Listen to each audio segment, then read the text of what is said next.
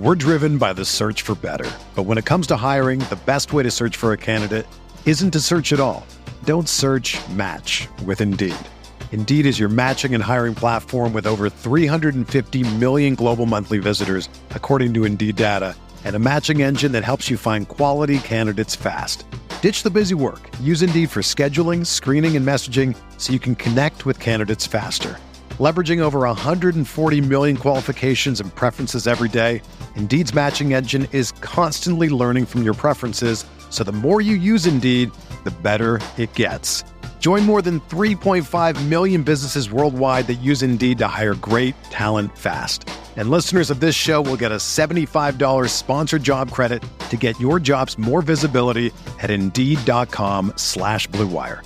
Just go to Indeed.com/Blue Wire right now and support our show by saying that you heard about Indeed on this podcast. That's Indeed.com/Blue Wire. Terms and conditions apply. Need to hire? You need Indeed.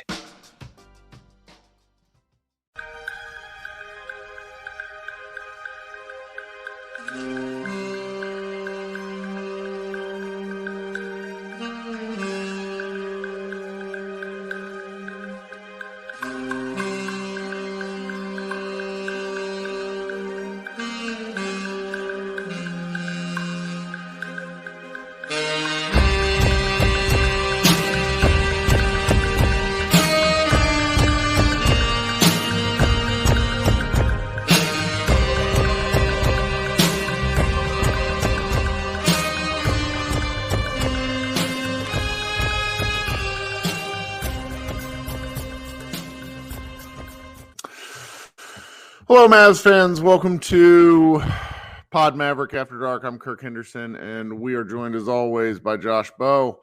We're both editors over at MavsMoneyball.com. Josh, how are you? I'm doing okay. I know Mavs fans are probably not doing so well tonight. That wasn't fun to watch. This is supposed to be fun. Why wasn't that fun? Well, no. It was Okay. actually really fun to watch.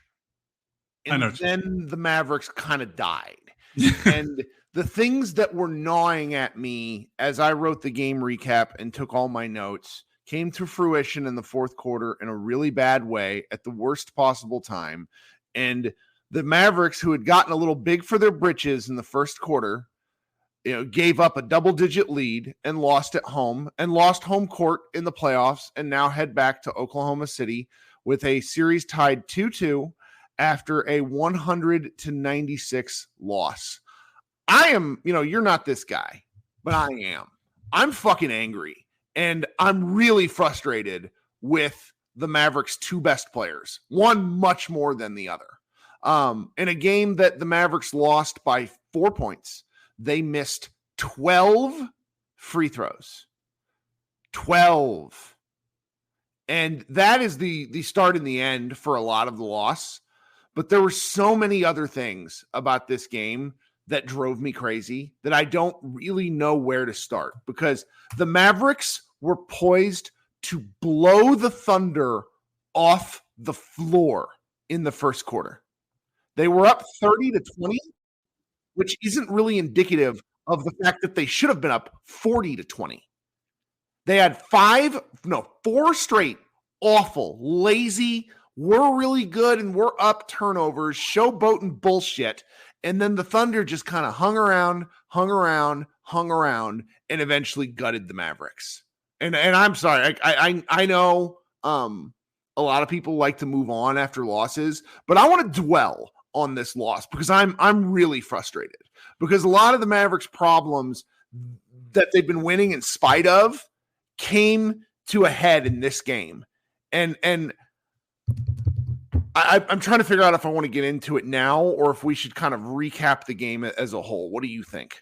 Why don't we get into I think it's on top of your mind. So why don't we just do that? Why don't we just get off what's on your chest? Because I know it's top of mind. It's so let me just get this up front.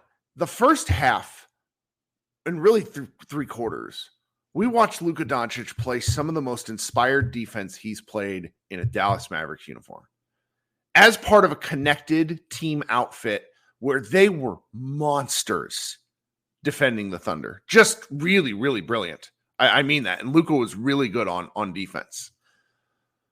I am tired of these Luka Doncic performances on offense. I wrote this in my recap, and I don't care if I get skewered later because I can at once both love Luka Doncic and also be critical of him. It is something that is possible.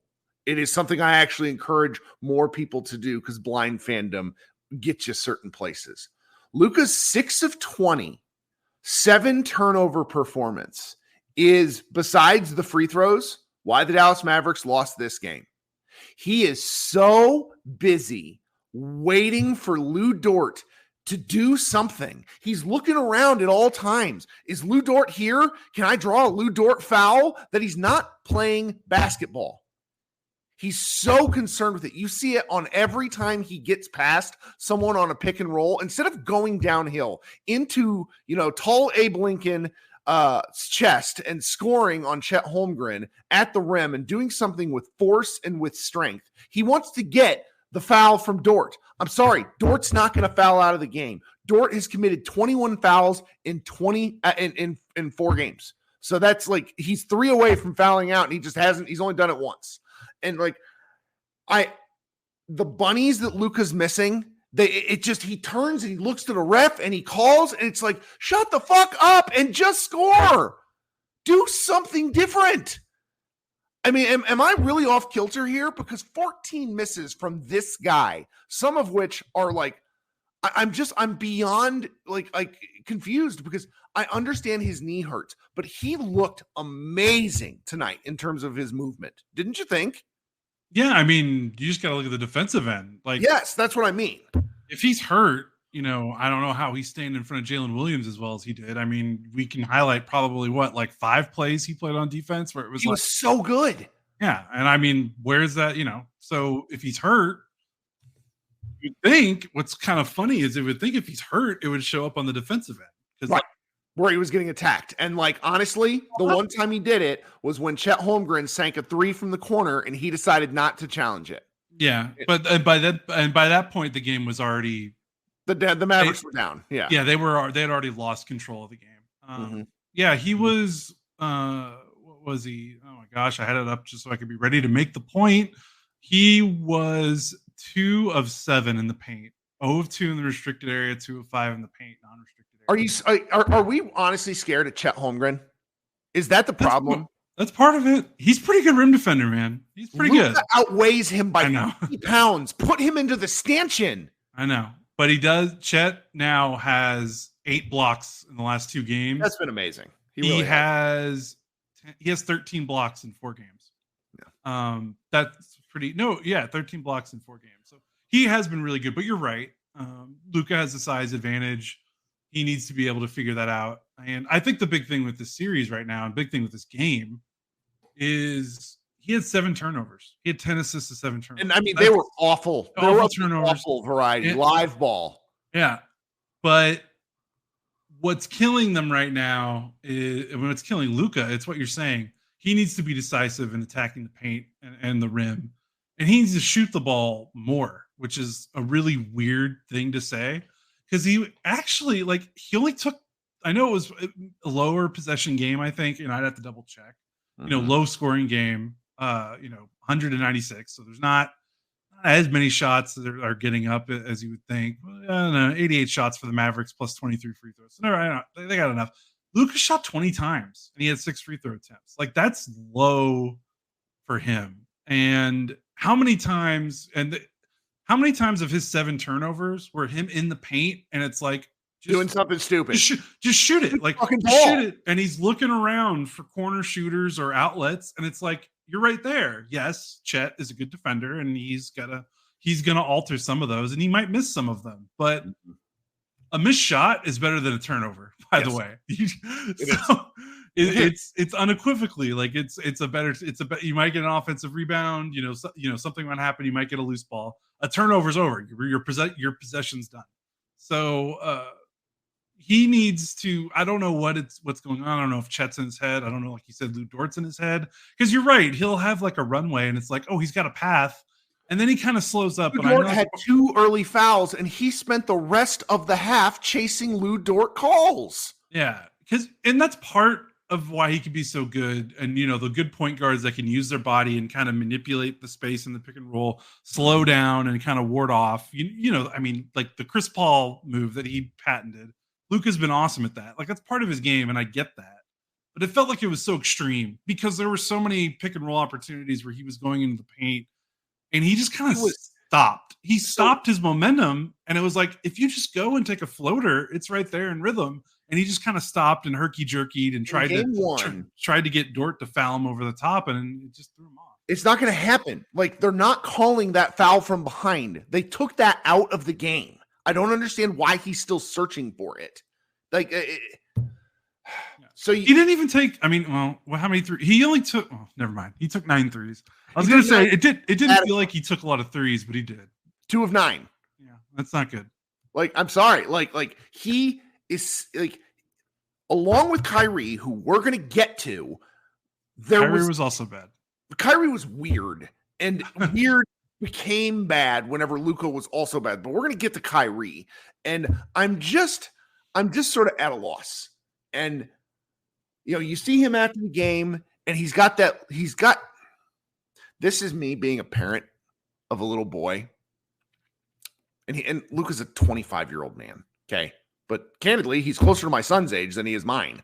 Is he? No, almost. We're like right in the middle. Yeah. I can't do. But he's got that look on his face like he knows. He knew this was on him. And at least I can take some solace in that. Okay? I can take some solace in the fact that Luka knows he has to be better. Dude, how many games of the Mavericks shot? They shot 41% in this game. So how many times have the Mavericks done that in the playoffs? I mean, they're starting to do that a lot more this playoffs. A lot. But how many times does that happen? And the main reasons are Luka and Kyrie. Because, by the way, scan the box score. Most of the other role players hit their shots today. Yeah, I'm glad. Like, when those guys do their parts, Luka and Kyrie must do theirs as well. Like, you can't to lose a game on poor offense, and it wasn't because your role players were missing shots. That's a heartbreaker. And that's why, like, I know I'm not as mad about the game because I still think the Mavericks are going to be fine in this series. And I don't think anything the Thunder did in this game is making me worried for the team, like the broader picture. But individually, like, just take this game on an island. Mavs fans have every right to be as pissed off as they want because losing playoff games suck. Doesn't matter the outcome. You can lose by 25. You can lose by 1. You could be the 1 seed versus the 8 seed. It doesn't matter. Like, it sucks to lose a playoff game. But to lose a game where not only would you win, but you probably win by 15 to 20 points. If they just played average, your 2 stars, that's a gut punch. Like, you got 5 made 3-pointers again from PJ Washington. Derrick Jones Jr., by the way, quietly scored 17 points. Yeah, he was. This is his best game. You got 17 points out of Jones. Tim Hardaway Jr., by the way, who I know had an awful, like, pretty much game-ending turnover, but still hit 2 threes. Like, the role players, for the most part, did enough. Like, Daniel Gafford had 10 points. Like, there was enough there. I want to, and I think the Stars blew this game. The Stars blew it. I'm going to get. We're going to get to Kyrie in a second, but just like one last thing with Luka, like. Every time I do something like this, there's always people that either email me, tweet me, or something where it's like, you don't deserve Luka Doncic. Shut the fuck up. That's my first thought. Look, he knows he has to be better. He is a brilliant basketball player, but he is letting the mental side of this affect him more than the physical side.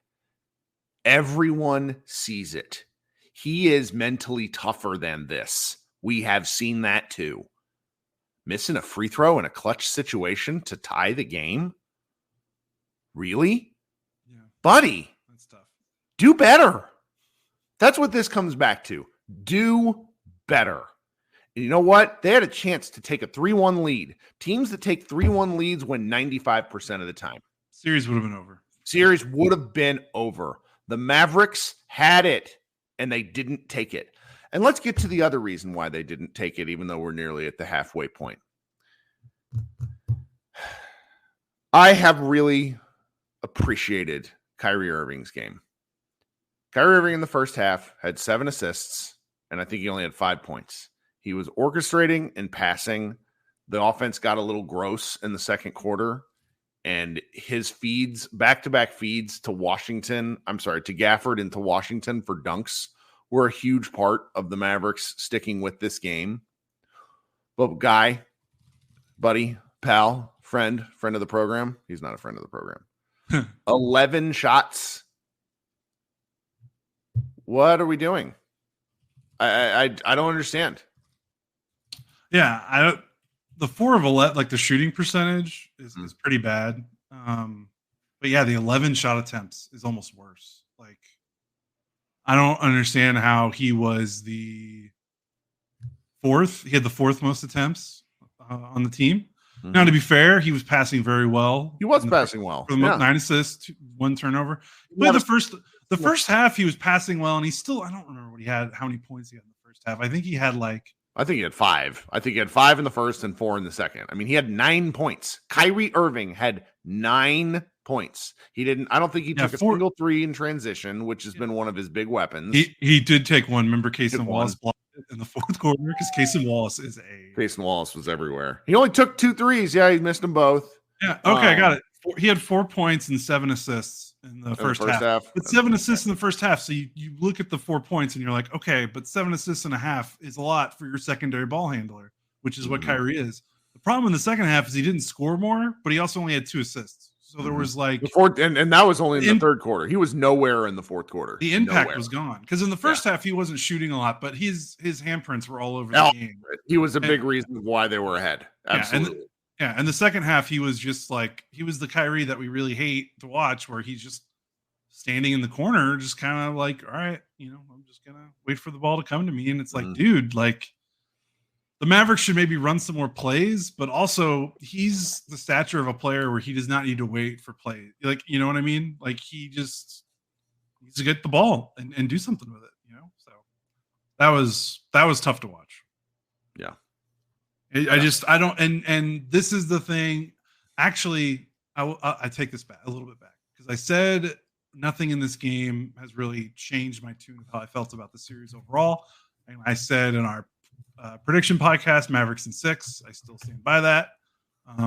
Maybe it's Mavericks in 7, but I still stand by the Mavericks winning the series. And the Thunder, the Thunder looked like a clown show for like 3/4 of this game. So it's not like they looked incredible or world, these world beaters either. So that's part of it. But also, the one thing though that does give me pause is so we're now 4 games into the series, and Kyrie Irving's had 2 stinkers. And when I mean stinkers, like legit, like 9 points tonight, 9 points in game 2, which they happened to win because I think that was the PJ game where he hit more, a bunch of threes again. And he had 11 assists though in that game, and he was passing well, and I thought he was defending well. He defended okay tonight, but still, he's at a 2 of 8 shooting game and a 4 of 11 shooting game. We said before the series started, like Kyrie's kryptonite is just is athletic length. Like when he has struggled in the playoffs, it's been against long athletic defenders. You look at his time in Brooklyn, he struggled in that Celtics series, his last playoff series, because Jason Tatum and Jaylen Brown just had him in hell. He struggled a little bit with the Cavaliers, not too much, but obviously he won the title. But after that Cavs run, he's had some up and down playoff appearances, and it's mostly been against guys that are long and can kind of stay with him and not fall for his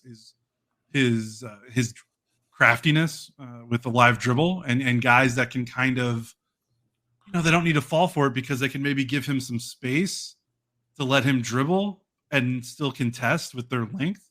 Like guys that don't have the length to contest him get in so much trouble because they have to get up closer to him. When you're up close on Kyrie with his dribble, with his live dribble, like you're just toast. So guys like Jalen Williams that are able to hang back a little bit and not have to guard him, be so airtight, and still be able to contest on his jumper, that's a problem. And so the Mavericks, they're gonna have to figure something out because he was dynamite against the Clippers. They need him to have another explosive offensive game to win the series. I think it's gonna be tough. His high point total is 22 in these 4 games. He had 30, 40, and 31 in the round 1 against the Clippers. Like they're gonna need a 31-point game or something like that from him if they want to win this series. Yeah. No, absolutely. Okay, guys, we're at about the halfway point in the show. Thank you so much for hanging out with us. At some point during the game, we actually passed 3,000 subs. So I very much appreciate the loyal fans that we have garnered over the last several years. And, here at YouTube, we're growing our show, and you guys are a big part of that. For those of you who are watching the show live, please go ahead and consider liking the stream. Leave a comment after the show is over. If you're watching a little later, please leave comments. I love reading these things. I'm sorry I'm not able to respond to them as much as I would like. If you're listening on an audio stream, please consider leaving a review on whichever platform you're listening, and subscribe to the show as well. And now I'm going to insert some audio ads for those, so Josh and I can make a little daycare money. We'll be right back. We're driven by the search for better. But when it comes to hiring, the best way to search for a candidate isn't to search at all. Don't search, match with Indeed. Indeed is your matching and hiring platform with over 350 million global monthly visitors, according to Indeed data, and a matching engine that helps you find quality candidates fast. Ditch the busy work. Use Indeed for scheduling, screening, and messaging so you can connect with candidates faster. Leveraging over 140 million qualifications and preferences every day, Indeed's matching engine is constantly learning from your preferences, so the more you use Indeed, the better it gets. Join more than 3.5 million businesses worldwide that use Indeed to hire great talent fast. And listeners of this show will get a $75 sponsored job credit to get your jobs more visibility at Indeed.com/Blue Wire. Just go to Indeed.com/Blue Wire right now and support our show by saying that you heard about Indeed on this podcast. That's Indeed.com/Blue Wire. Terms and conditions apply. Need to hire? You need Indeed. If I would have applied myself, I could have gone to the NBA. You think so? Yeah, I think so. But it's just like, it's been done. I didn't want to, I was like, I don't want to be a follower. Hi, I'm Jason Concepcion. And I'm Shea Serrano. And we are back. We have a new podcast from Wondery. It's called Six Trophies. Woo! And it's the best. Each week, Shea Serrano and I are combing through all the NBA storylines, finding the best, most interesting, most compelling stories, and then handing out 6 pop culture themed trophies for 6 basketball related activities. Trophies like the Dominic Toretto I Live My Life a Quarter Mile at a Time trophy, which is given to someone who made a short-term decision with no regard for future consequence. Or the Christopher Nolan Tenet trophy, which is given to someone who did something that we didn't understand. Catalina Wine Mixer trophy. Ooh, the Lauryn Hill You Might Win Some, but You Just Lost One trophy. And what's more, the NBA playoffs are here, so you want to make 6 Trophies your go-to companion podcast through all the craziness. Follow 6 Trophies on the Wondery app or wherever you get your podcasts. Listen ad-free right now by joining Wondery Plus. All right. We got one tip, a tip and a loss. So really appreciate that. Well says, I just rewatched every Thunder basket on 18 of the 35 when Luka was complaining to the refs and he had to scramble. Well, 52. I cannot actually verify this, but it's one of those stats that speaks to it's a confirmation bias thing for me. So I'm just going to go ahead and go with it and say, I agree. I mean, I want to talk about the Mavericks defense in a second, but I do want to make note of something tonight before we kind of circle on. This was a really amazing Shai Gilgeous-Alexander performance. He was 14 of 27 from the floor, 34 points, 8 rebounds, 5 assists, 2 steals, and 2 blocks. He was everywhere. You need to look at his shot chart. It's hilarious. The mid-range, he was just absolutely deadly efficient from the Dirk area. And 0 of 2 in the restricted area, 4 of 10 paint outside the restricted area, 10 of 14 in the mid-range. And quite candidly, guys, so Luka in the post game said something about, I don't know, maybe we should send a double at him. That is not the answer. No, you don't want to do that. You're sorry, Luka, you're wrong. The answer is you do what you do, and the offense needs to score some fucking points. And that is how you beat this game. Because he was great, but the Mavericks had held everyone else down. And this is why I'm 38%. How much better defense do you want to play? No, right. It's every, the defense did their jobs. It's you had a chance to win and you didn't with the offense. Sorry. But the Shai was really great. I just, there's a lot of random SGA. We talked about this last game, or I did, about the differences in kind of calls. Tonight was definitely not one of those games where I felt like Shai was getting Shy, however I'm supposed to pronounce it, he only shot 6 free throws. Just a really efficient game. A lot of Mavericks defended him really, really well, and he scored anyways. And it's really all you can do. You know what I mean? Yeah, the Thunder shot 14 of 24 for mid-range. Obviously, Shea had 10 of those 14 makes.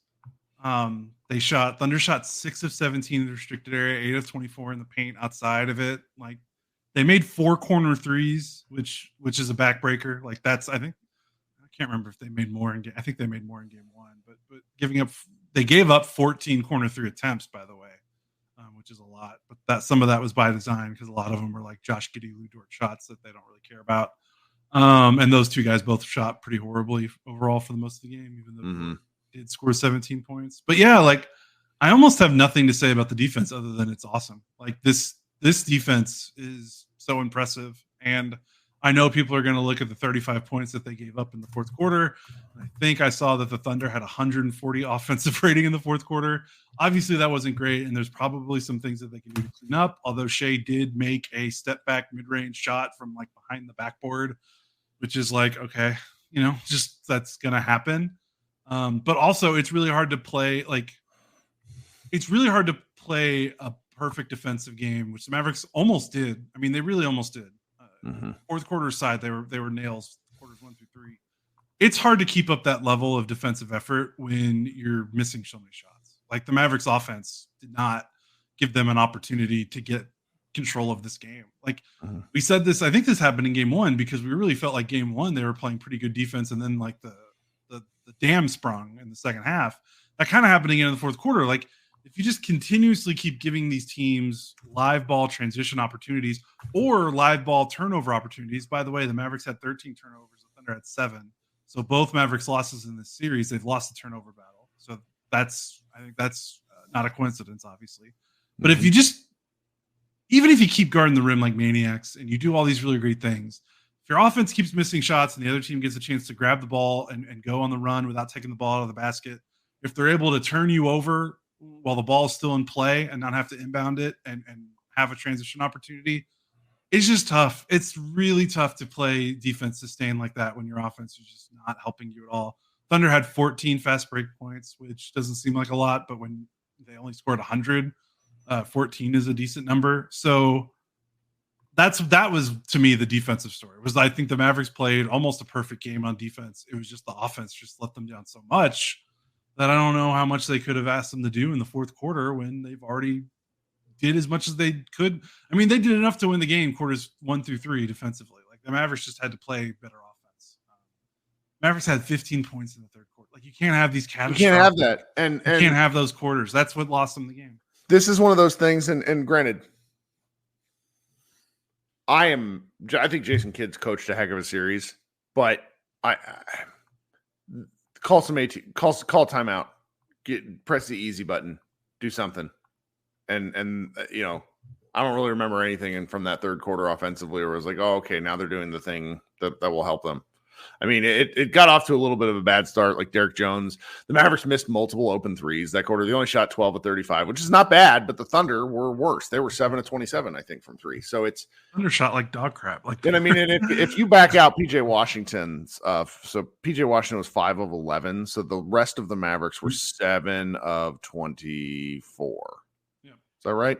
Yeah. And PJ was only 2 of 8. Inside of 3 point on 2-pointers. So PJ was weird. He got blocked it was a weird 3 times in a row at the rim. But still 21 and 12. He had a block. His defense was great. He was so good. No, it really, Well, he got cooked by Shy a lot in the fourth quarter.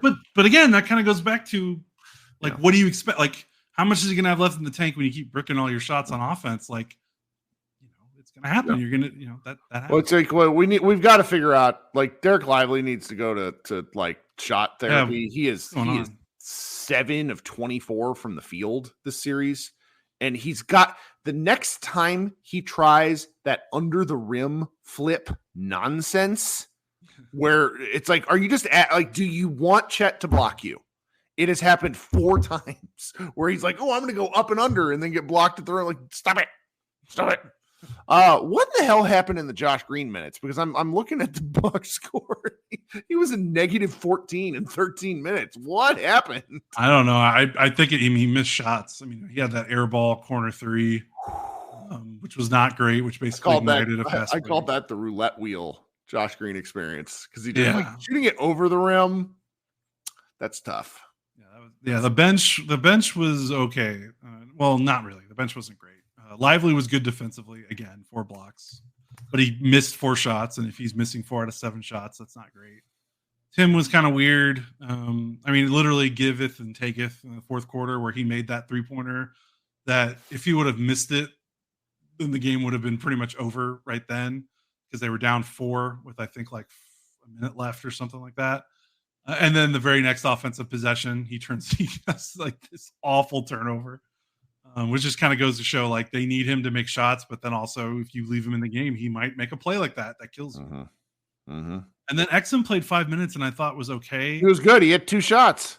Yeah. And then he went away. I don't know if it's because he was a -6 and the coaching staff saw that. But again, that's individual box score plus minus. Yeah. The game is a weird, it's kind of a funky stat. So I don't know if they just got spooked by that. I don't know.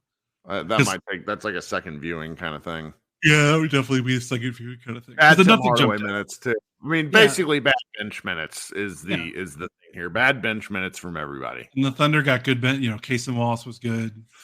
Casey Williams was okay. No one else really scored.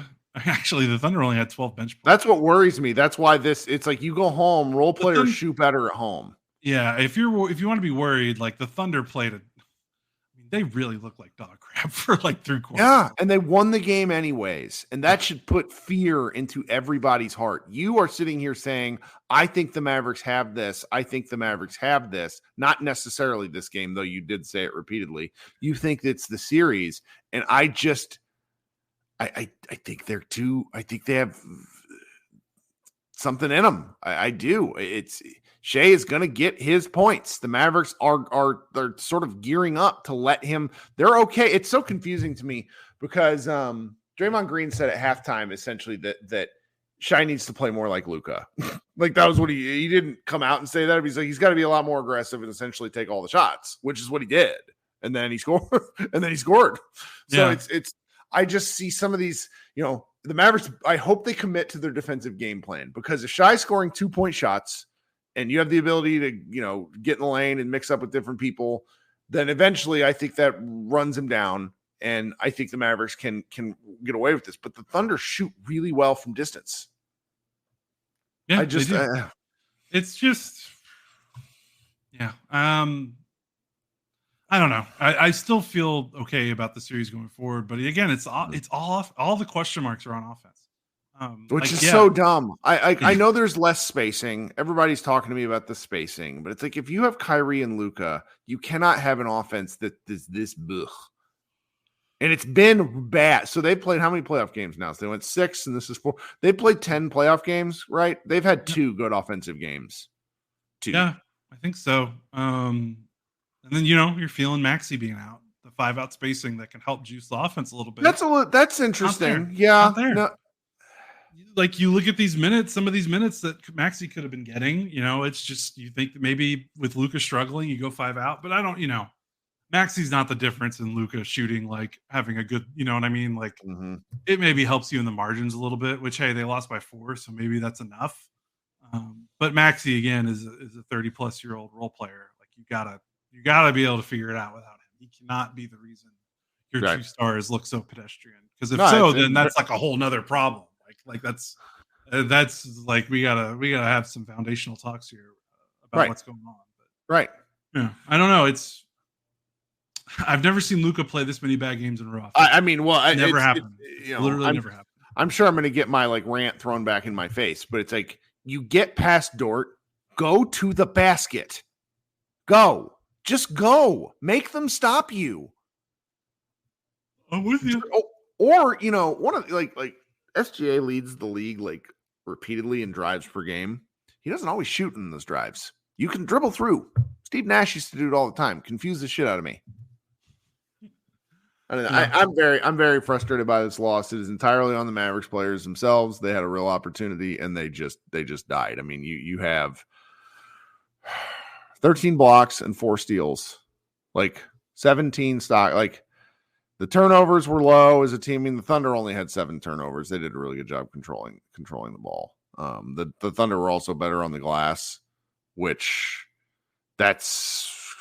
I mean, the Mavericks should be able to beat them on the glass, but they can't. The Thunder can't have 12 offensive rebounds. Yeah, Dort had 3 by himself. Jalen Williams, who is that's kind of his deal, is mixing it up in the key. I don't know. Once Chet puts on some muscle, they're going to be able to control the boards. But man, watching guys take rebounds away from Chet is always confusing. It's like, crap, they have an offensive board. I'm glad you brought up Chet though, because if you look at the 2 games the Thunder have won and the 2 games they've lost, like Chet is the barometer. Like game 1, 19 points on 8 of 16 shooting. Game 2, loss, 11 points on 12 shots. Mm-hmm. Game 3, loss, 13 points on 5 of 9. 0 of 2 from 3. 6 of 9. Oh, yeah. 6 of 9. Tonight. Yeah, sorry. Game 3, he was 5 of 9. I'm saying they lost, and then they win 18 on 6 of 9. When he's scoring well, they seem to win. Because, again, we've talked about the Mavericks defense is most susceptible to that 5-out spacing. But if he's not scoring, then the Gafford and Lively can just treat him like he's another big, like a normal big. You know what I mean? So when he drifts, like when the Thunder involve him more in actions, their offense looks a lot better.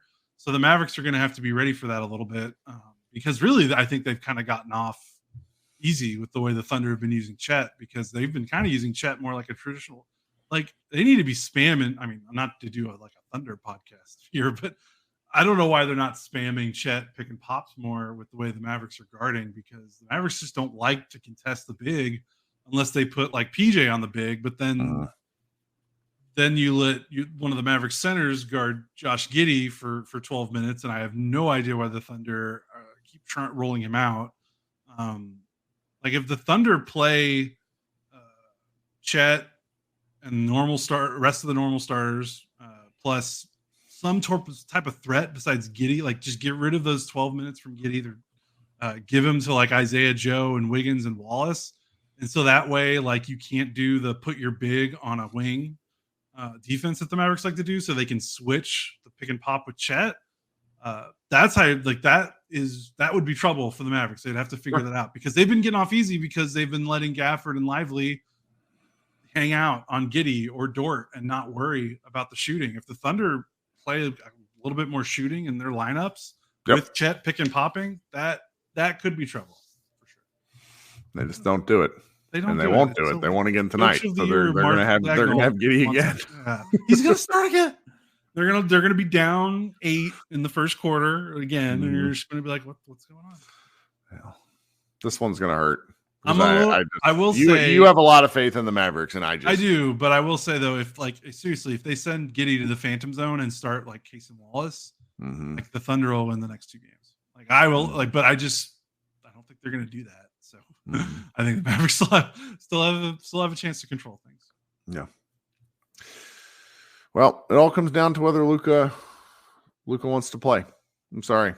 That's the health excuse is difficult when he played such a good defensive game. Like that's he was. I mean, it was awful. It's too much talk, not enough make shots. Like I remember when he used to make floaters, like 2 of 7 in the restricted area, and some of those there's just nobody around him. Yeah, he's got to score in the paint because he doesn't have a 3. Like he's not making 3s. Like I don't know when he's going to make 3s. And he keeps taking them. And I'm like, I get that that's part of your game, but it's just like, yeah, I don't know. I don't want to keep hauling on it. I'm sure I will. It's weird. We're kind of, I feel like we're almost at a loss for words. Because how many times have we come on this podcast and we're like, the role players didn't make shots. Luka scored 40 points and the rest of the starters combined for 15. Like that's what it's been like for 4 seasons, and now we're 10 games deep, and it's like Luka has played like 8 or 7 bad offensive games out of 10 playoff games. So many missed shots in this game between these 2 teams. My goodness. I know. The Mavericks actually had one more make. It's just the Thunder hit all their free throws. Yep. I mean, literally all their free throws. This is a funny comment. I still blame Jason Gallagher's collab with LeBron and Kirk's pod with Bond Temps. We're effing doomed. No. That's a good comment. That's a good comment. Oh, man. All right. So I'm going to host the secondary. You know what? We got 2 more tips to my friend Henry left us $12 in tips. Shout out to Henry. I think he popped in here. He's a big Kyrie fan, but he popped in here probably after my Luka rant. And I think he's being a little sarcastic with me here, where he says this is 100% on Kyrie and missed free throws. Kyrie is a preacher and a civil rights activist now, complete hot dog water, and doesn't want to hoop anymore. Me and Kyrie are getting a divorce. Henry, I don't believe you, Henry. You can't quit love like that. Anyway, shout out Henry. We really appreciate your support. All right, guys, if you want to hang out, kind of get some things off your chest, I'll host a group therapy here for a little bit, and then we will get on with things, and we will be back on Wednesday night. Those of you who are listening on the audio stream, thanks so much for hanging out. Josh, do you have anything before we go? No, enjoy the live show. I bet it'll be it won't be for the faint of heart. I'm sure some of the fans. Well, I mean, most of the people that actually want to come talk to me up here don't really argue in so much as just have takes to get off. Like, I occasionally wish someone would come up here and tell me why I'm wrong about something. Instead, that only happens over Twitter. So that's fun. All right. Oh, well, you have a good show. We'll be back. Thanks for hanging out, guys. Give me 30 seconds. You get to hear our awesome music one more time. Everybody listening on the audio stream, on your podcasts, look for this show to get posted on Tuesday afternoon. We'll be right back. Go Mavs. Whether you're a world-class athlete or a podcaster like me, we all understand the importance of mental and physical well-being and proper recovery for top-notch performance. That's why I'm excited that Unified Healing is sponsoring podcasts on the Blue Wire Network. Unified Healing is a new and super innovative global network of wellness centers powered by Energy Enhancement System, or EE System. If you haven't heard of the EE System yet, then you'll want to listen up. This technology promotes wellness, deep relaxation, purification, and rejuvenation. Wherever you are across the globe, access to a center is easy and affordable. Interested in experiencing the EE System technology for yourself? Go to unifiedhealing.com/bluewire to learn more and find a center near you. That's unified, UNIFYD, healing.com/bluewire. No material or testimonials on the Unified Healing website are intended to be viewed as medical advice or a substitute for professional medical advice, diagnosis, or treatment. Always seek the advice of your physician or other qualified healthcare provider with any questions you may have regarding a medical condition or treatment and before undertaking a new healthcare regimen, including EE System.